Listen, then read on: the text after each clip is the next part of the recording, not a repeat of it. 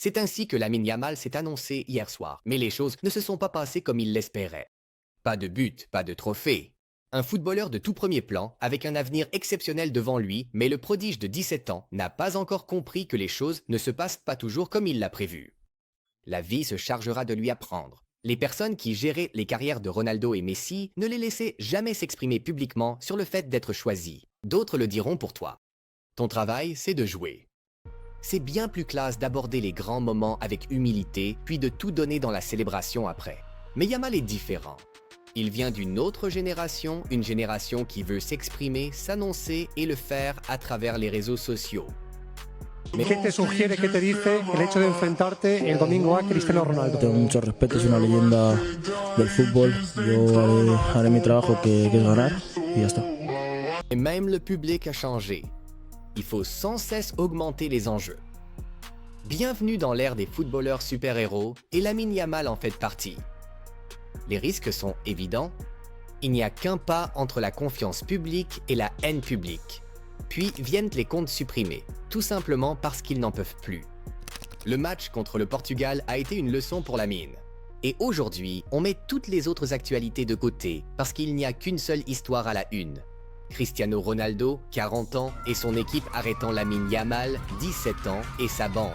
Aujourd'hui, je vais partager mes réflexions avec vous et ensemble, nous allons analyser ce match. À Barcelone, lorsque Yamal a du mal à battre son vis-à-vis en 1 contre 1, le flanc droit devient davantage une zone de combinaison avec des courses de soutien du numéro 10 et du latéral. Dans ce match, en première mi-temps, c'est Oyarzabal qui s'est rapproché de lui, parfois Pedri également, mais cela n'avait vraiment rien à voir avec le niveau de soutien qu'il recevrait d'Olmo ou surtout de Fermin. De la Fuente a plutôt choisi d'aligner Isco, un joueur bien plus à l'aise dans une zone complètement différente, plus proche du flanc gauche et qui ne s'épanouit pas dans le mouvement. Olmo et Fermin sont restés sur le banc, puis Yamal a finalement été remplacé. C'était aussi une défaite tactique pour l'entraîneur. Individuellement, Yamal a clairement échoué dans ce match. Il a été dominé par Nuno Mendes et pas seulement près du but portugais. Pour la première fois, j'ai vu un Yamal qui avait peur de dribbler. D'habitude, on est habitué à tout l'inverse de sa part, arrogance, créativité et tout le spectacle. Ça n'a pas marché la première fois? Réessaie. Mais aujourd'hui, il ne s'agissait pas seulement de la défense phénoménale de Mendes. Lamine lui-même semblait montrer trop de respect à Nuno. D'ordinaire, c'est l'adversaire de Lamine qui a peur de lui. Mais aujourd'hui, Nuno Mendes a inversé la situation. Pour la première fois, Lamine avait l'air effrayé, a déclaré l'ancien gardien espagnol Santiago Canizares après le match.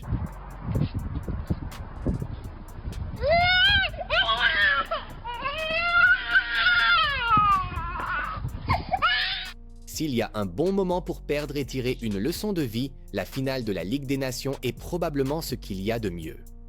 Si tu choisis d'afficher une image proactive en dehors du terrain, tu dois l'assumer sur le terrain. Sinon, surveille tes paroles et calme le jeu. Soyons honnêtes.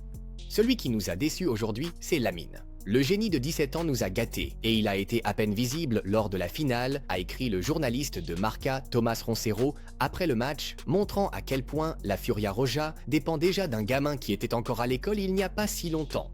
Mais les amis, je ne suis pas trop inquiet pour Lamine. Il gagnera le Ballon d'Or, que ce soit cette année ou très bientôt. Mais cela pourrait lui apprendre quelque chose d'encore plus précieux et ne pourra que l'aider à grandir. Tout le monde pensait que ce serait la soirée de Yamal. Après la finale de la Ligue des Nations, les médias du monde entier allaient lui offrir la lumière du Ballon d'Or. Au lieu de cela, c'est Cristiano Ronaldo qui a occupé le devant de la scène. Certes, ce n'était pas son meilleur match, mais il a donné à Yamal une leçon essentielle. Parle sur le terrain et publie après. Le vainqueur rafle tout. Et la façon dont Lamine a regardé Ronaldo en disait long sur le respect qu'il éprouve pour l'un des 2 GOAT du football de ces 20 dernières années.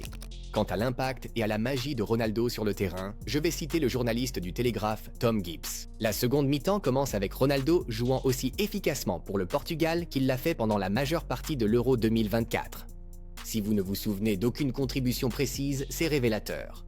Par moments, surtout lorsqu'il redescend plus bas et tente de conserver le ballon dos au but, il semble alors complètement surpassé physiquement par les jeunes vingtenaires espagnols.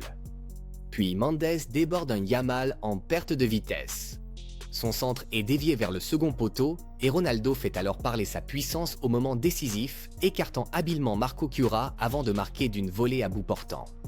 C'est parfaitement dit à propos du Ronaldo actuel, non? Surtout la partie. Il fait parler sa puissance au moment décisif. Lamine va remporter de nombreux titres collectifs et individuels. C'est un phénomène.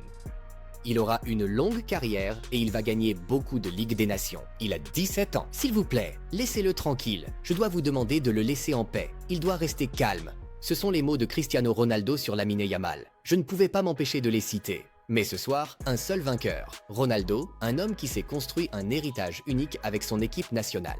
Il restera comme le joueur le plus influent de l'histoire du Portugal avec les Brésiliens européens, son Euro 2016 et maintenant 2 titres de Ligue des Nations 2019 et 2025. J'appellerai Cristiano éternel. À 40 ans, il compte déjà 938 buts officiels et il ne s'arrêtera pas avant d'atteindre les 1000. Je prends les paris. Pour le Portugal seulement, il en a marqué 138, soit plus de 40 de plus que le légendaire Puskás pour la Hongrie. C'est de la folie.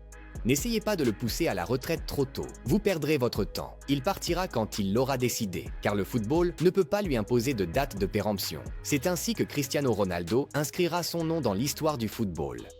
Il faut en dire autant du meilleur joueur du match, et c'est Nuno Mendes. Il ressemblait à un mélange entre Marcelo et Roberto Carlos, a déclaré Tomás Roncero après le match. Et il a parfaitement résumé la situation. Y a-t-il actuellement un meilleur arrière-gauche au monde que Mendes? S'est interrogé Tim Pearce de The Athletic.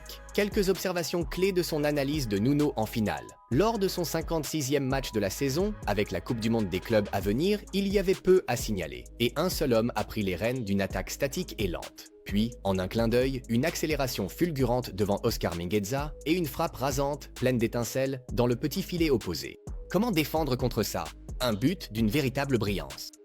Il a remis ça pour le deuxième but, donnant l'impression que Mingueza courait dans le sable, tout en laissant Yamal courir après des ombres grâce à une nouvelle accélération fulgurante avant que son centre dévié ne trouve Ronaldo. Défensivement, il s'est également occupé de Yamal avec brio, lui refusant tout espace et lui chippant constamment le ballon. Cela rappelait la façon dont il avait muselé Mohamed Salah en Ligue des Champions plus tôt cette année. Donc, pour répondre à la question, il n'y a pas de meilleur arrière-gauche au monde en ce moment que Nuno Mendes. Je vais ajouter une réflexion de plus, Nuno Mendes est destiné à recevoir des votes pour le Ballon d'Or en 2025. Le journaliste d'AS, José Ospina, a partagé un détail intéressant en coulisses depuis la tribune de presse de l'Allianz Arena où s'est tenue la finale. Quelques journalistes Ballon d'Or? Pourquoi pas Nuno Mendes? Se demandaient quelques journalistes portugais juste après que leur équipe ait soulevé le trophée de la Ligue des Nations. Aux côtés de Lamine, Dembélé et Vitinha, Mendes pourrait-il être un candidat surprise pour le prix du football français? D'un point de vue méta, cela semble audacieux, mais les faits sont là.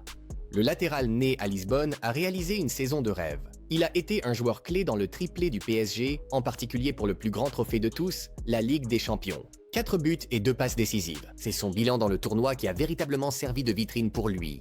Il en va de même pour la Ligue des Nations. 7 passes décisives, plus un but en 8 matchs. Un record. Le PSG a payé 38 millions d'euros pour lui. Aujourd'hui, il vaut bien plus. Et voici une prédiction. Très bientôt, on verra un titre du genre. Florentino Pérez a été impressionné par les performances de Nuno Mendes en finale de la Ligue des Nations et veut en faire le prochain Galactique. Et pourquoi pas? Le poste d'arrière-gauche reste un problème au Real Madrid. Une dernière remarque que je ne pouvais pas garder pour moi. Pourquoi cette équipe du Portugal ne pourrait-elle pas gagner la prochaine Coupe du Monde à l'été 2026? Un an avant la Coupe du Monde, ce match était un indicateur parfait de la façon dont le Portugal se prépare. Le verdict, ils ont vraiment fait forte impression.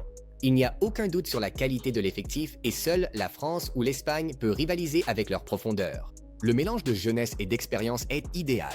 Des leaders comme Ronaldo, Bruno Fernandes et Ruben Dias jouent aux côtés de jeunes talents comme Mendes, 22 ans, João Neves, 20 ans, Vitinha, 25 ans, Gonçalo Inácio, 23 ans, Francisco Conceição, 22 ans et Léão, 25 ans.